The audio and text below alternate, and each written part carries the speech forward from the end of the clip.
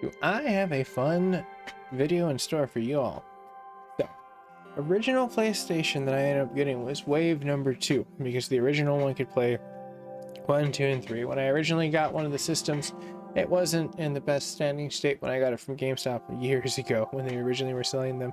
But one of my buddies was able to locate a day one console that we're going to be unboxing and directly showing you what's going to be inside of that package for what goes comparison to see what is the individual awesomeness that PlayStation 3 could be back in the day. So one of the funner things is the cecha01 code that you'll need to see in that serial in order to make it, and there's some other distinguishing factors as we're able to pull out the system. Inside of that box we will have is not Xenogears, but I am going to be streaming that, so if you're new to the network you can always subscribe for that classic. That's a cool thing that one Squaresoft used to have, and it's not an emulated copy, so I can actually do it. But this system is the day one system, which happened to have all 3 playable generations of PlayStation games. 1, 2, which was actually a processor that they put onto the actual board itself, and the PlayStation 3, which was its generation leap on top of that.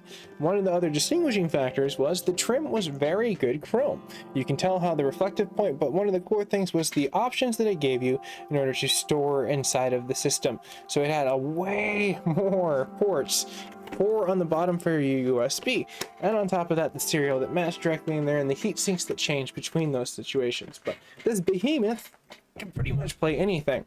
On top of that, you'll be greeted with some cables. You'll have your USB old school, you have your RGB, not HDMI, no one really uses you anymore, and then you have the standard, everyone uses this, the cables, 3-prong, but they went to 2-prong later on when they went to different models for the PlayStation. So this is going to be one of the funner things that I'll get to unbox for the community, as well as the newer people that are inside of here for this classic PlayStation 3 from GameStop, which I was actually really impressed because the controller looked almost brand new. I mean, seriously, this system looked like some person may have gotten it for their kids when they come over every so often, or when kids come over so often, in a Blu-ray player probably mainly, and it was really cheap back in the day at that point in time to get a Blu-ray player through PlayStation 3, since they had kind of pioneered the technology, which was kind of cool. PlayStation is always pioneering stuff with their next gen systems, as we see with 4, as well as we see with 5 with memories and leaps, and it's really cool. So I wanted to get this one out here before PlayStation 5 enters the arena, for this being like a classic system